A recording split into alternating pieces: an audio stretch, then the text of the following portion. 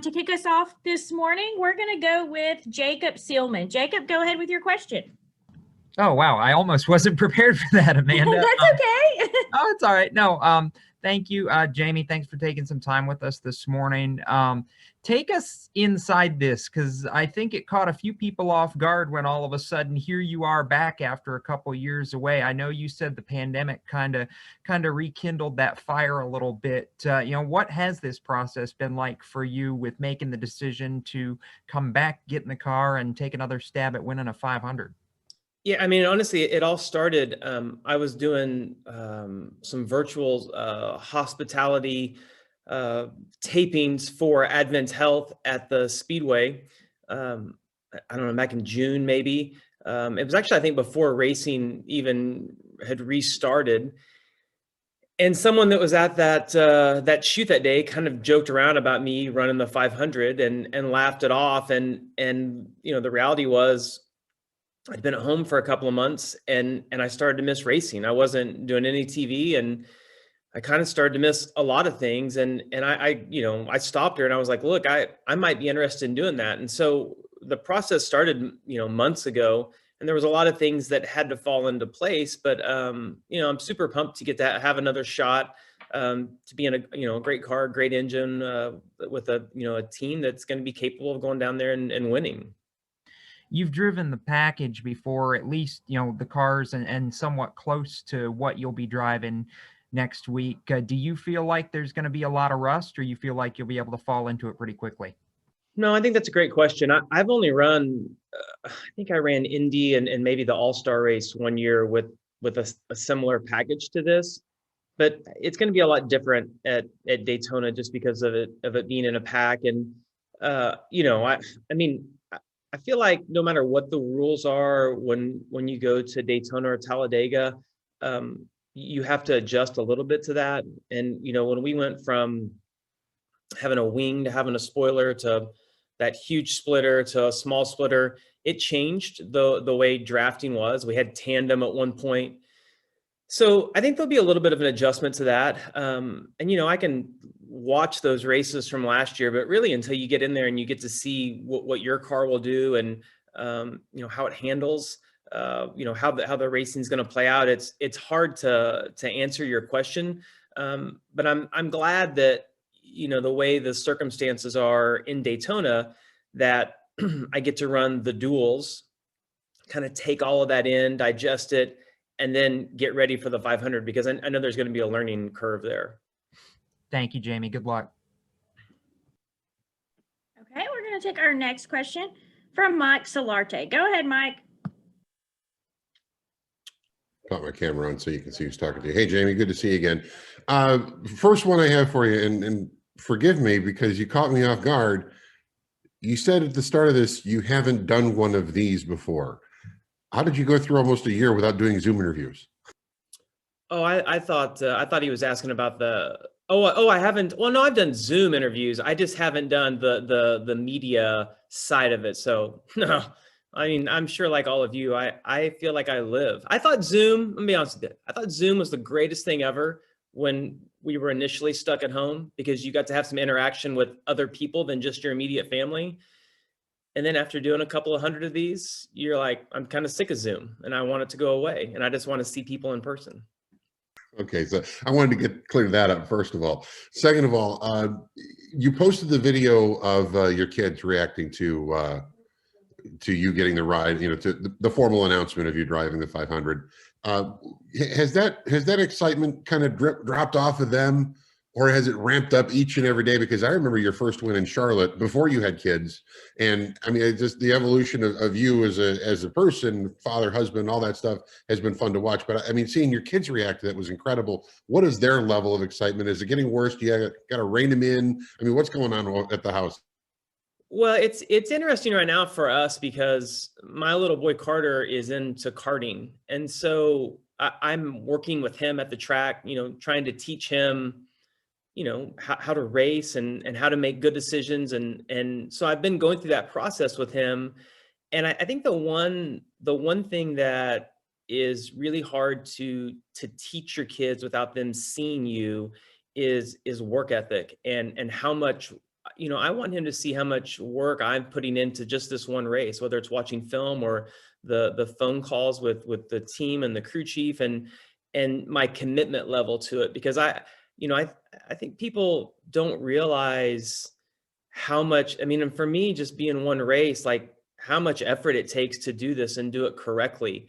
But my little boy's, I think, more excited than my little girl. I thought the funniest part of that, I knew that Carter was going to be extremely excited because he's been asking me to go back and drive a lot. And he's like, I want you to go back and do that. I want you to go back and do that. And so I knew this was going to happen for quite a while, but I did not say anything to him until it was signed and everything was done, because you just never know, it could fall apart. And I knew that the disappointment would be greater than the excitement if I told him and then it fell apart. And so, he's excited that I'm going back to do that. I thought the funniest part of that video was that my little girl screamed, "Oh, you're going to be on TV again," when I do TV every single weekend. And you can actually see my face versus being in a car, but there is a big difference. Thanks, Jamie. Good luck. Okay, we're going to take our next question from Marty with ROC Sports. Go ahead, Marty. Thanks, Amanda. Hey, Jamie. Hope you're doing well. Welcome back into a Cup car. Corey LaJoie was in here a few days ago, and he has had as much confidence and optimism as I've ever seen in a Spire Motorsports driver, thinking that Spire could go for top 20 runs every week. I know last time you ran for Spire was the 500 2 years ago, but what do you see in Spire now compared to 2 years ago when they first started that could really be the biggest improvement of the season? Well, I don't know how much has been talked about publicly about how Spire's program is going to work this year, but they're getting some cars from CGR, they're getting some cars from Hendrick Motorsports. They have all HMS engines. I think they've got 2 different programs going there.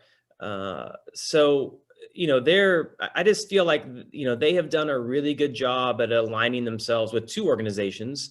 And the way that, there's just not as much development going on right now because of the new car coming out, and you're not able to submit for new parts. So even though teams are learning, that learning curve is a lot smaller right now because you're just, the wind tunnel time is limited. So I think for Spire, and I understand why Corey is excited, and I think that he should be, just because he's not probably going to get the most up-to-date car, but there's not going to be much difference between the car that he gets and what, the best Ganassi or the best HMS car is out there. And the big one, these past few years have not been a matter of if, it's been a matter of when. Chris Buescher and Ryan Preece have both agreed with each other there's no safe spot to be in these final laps of the 500.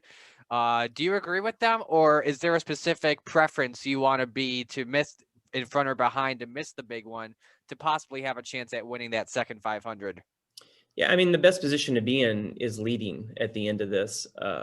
Without a doubt. And obviously last year we know the outcome of that, but regardless, being the leader is the safest position to be in.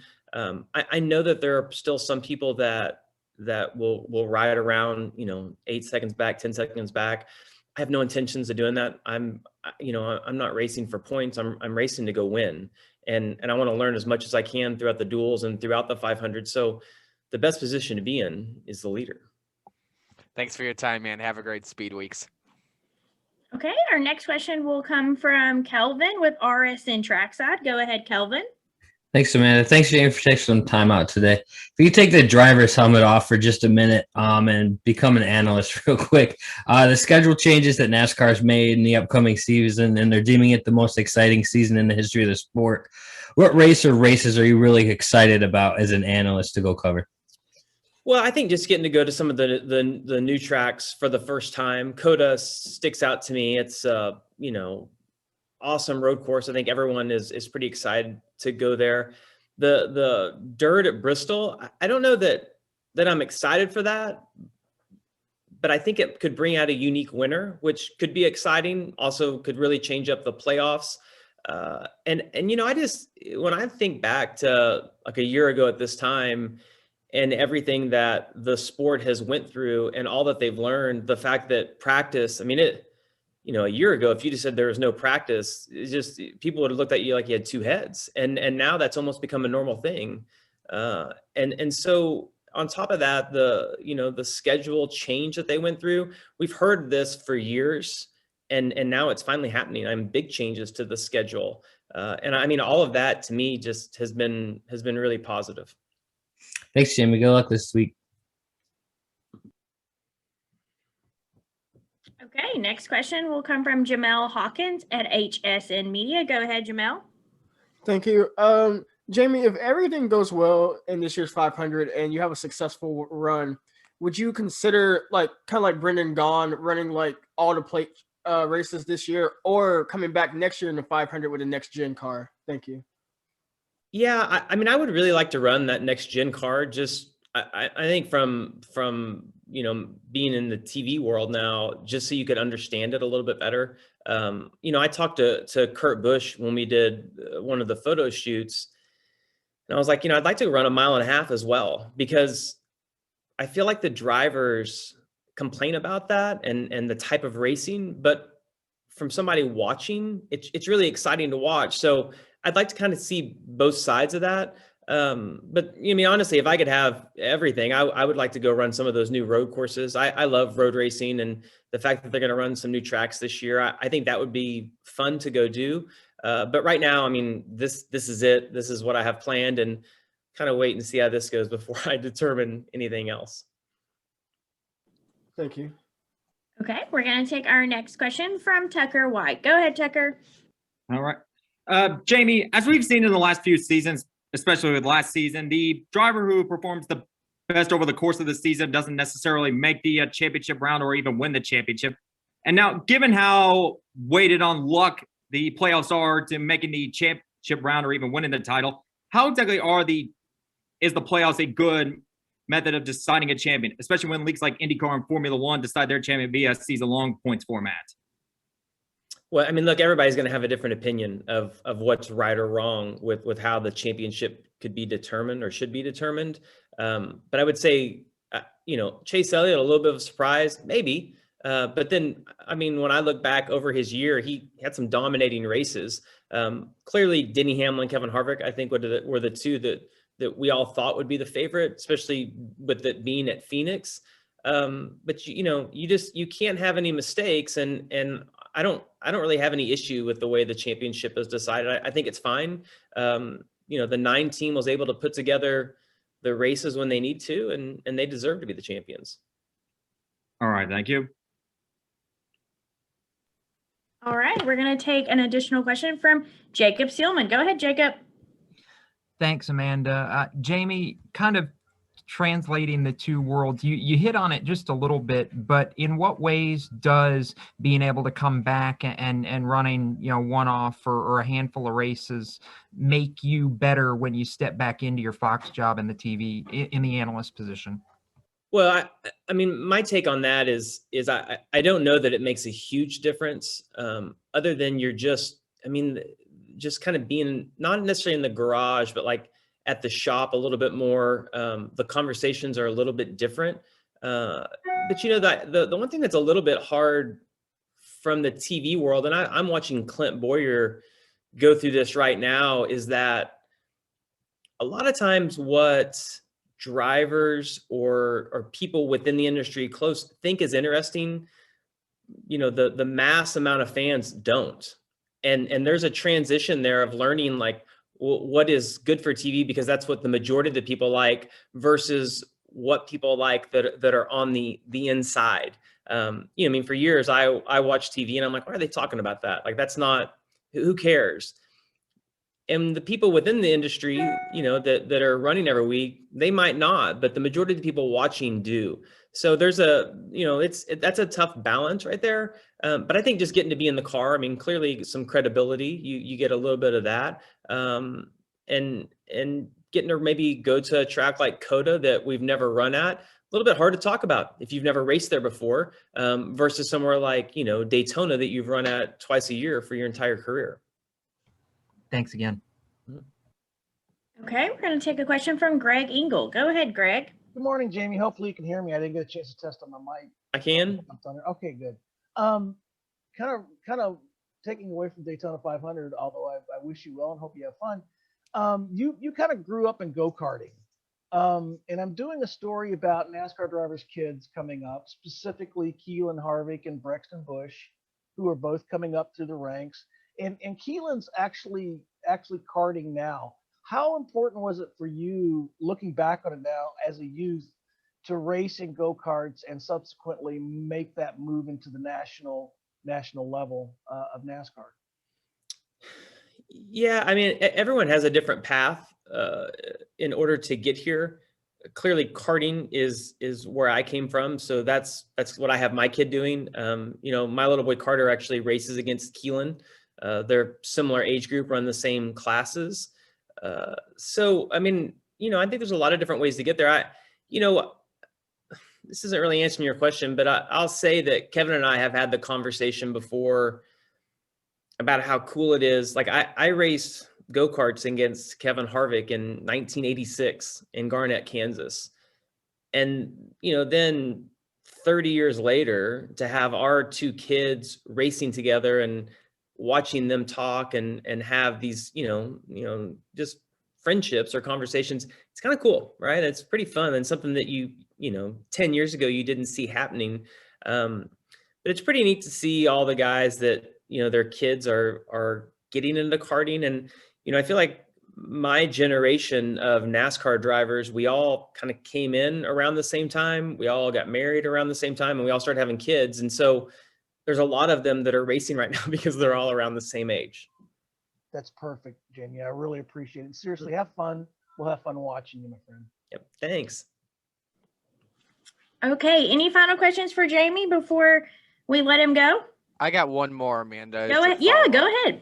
All right, so Jamie, this is the first time you've run this current Super Speedway package. How have you been preparing for this package that definitely has a lot more stronger runs and pulls from the slingshots compared to the previous package? Yeah, I mean, listen, I think until you get on the track and you get to experience it for yourself, it's really hard for other drivers to explain to you. I've asked other drivers that have run this the last couple of years, you know, what's it similar to? What would you compare it to?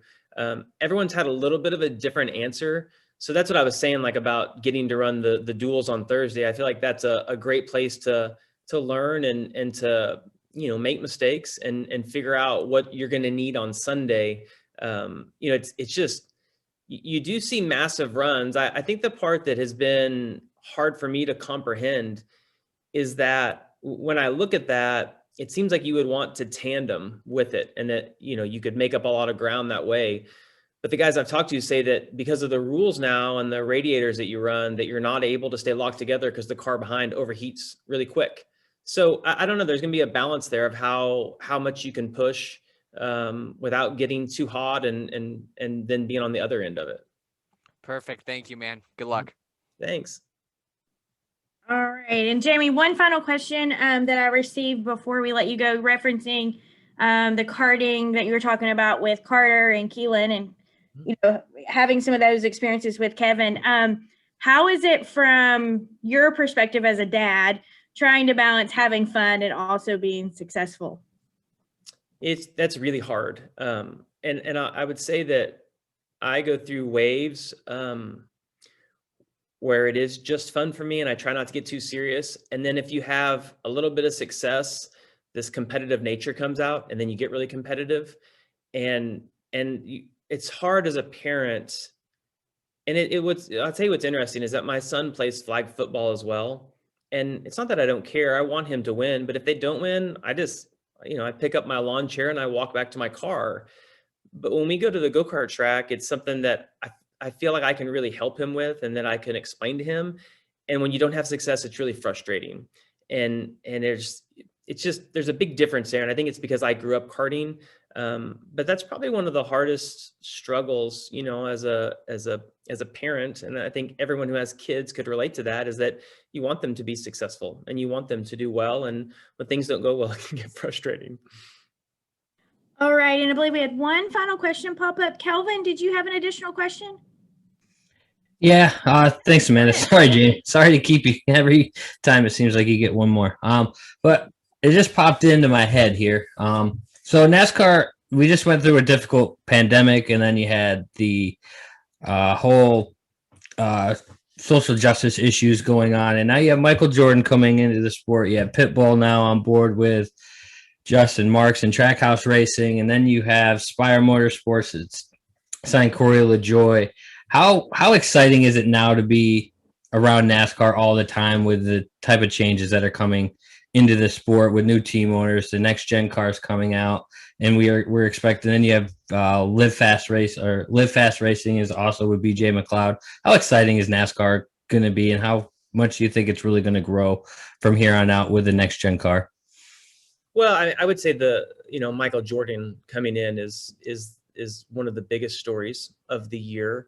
And I mean, listen, we've all, if you've been around a while, you've kind of lived the ups and downs, and clearly they're on the upswing right now, which is great. One of the more promising things that's popped up recently is, when NASCAR went to this charter system, I don't know that people saw the value in that. And now all of a sudden you're seeing guys kind of fight for those charters. And I think that's a big deal. And I think that, ultimately that was the goal when the team started this, was for that charter to have some value, and they have more value now than they ever have, which is great. Thanks, Jimmy. All right, Jamie, we appreciate your time and wish you the best of luck next week in the Daytona 500. All right. See you guys. Bye. Have a good Bye, day. guys. Thanks, Jamie. Thanks, Jamie. Mhm.